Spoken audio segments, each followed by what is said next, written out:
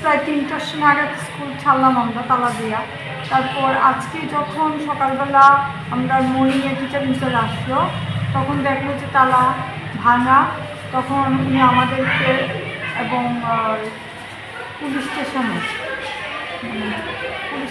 জানাইছে। সেখান থেকে পুলিশের বড়বাবু এবং স্পেশাল ইনভেস্টিগেশন অফিসার আয়া পুরোটা দেখলো। তারপর আমরা কিছু গুছাইলাম আর কি। তো দেখা গেল যে কাগজপত্র মানে শিখছে, আমরা আলমারিগুলি ভাঙছে, কিন্তু অন্য জিনিস চুরি হয়েছে না।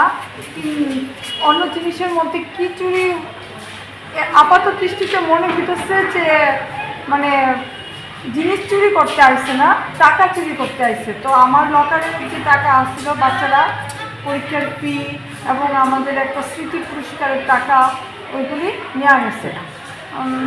মনে হইতেছে ১,০২৫ টাকা পড়েছিল আর কি। এখানে টাকা ছিল, ওইগুলিও সব নেওয়া গেছে, চুরি হয়েছে। আর জিনিস কি চুরি হয়েছে আমরা এখন ঠিকভাবে বুঝতে পারছি না আর কি। রাম ঠাকুর পাঠশালা গার্লস এইচএস স্কুল প্রতাপগড়। আর তালা ভাঙছে 10টা, আর আলমারি ভাঙছে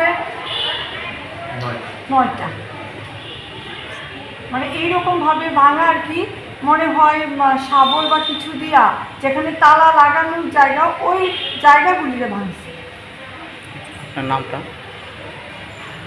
আপনার নাম?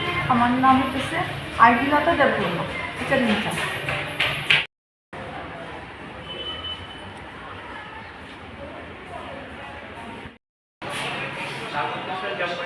কাগজপত্র তো আমরা এখন সব ইয়ে করতে পারি।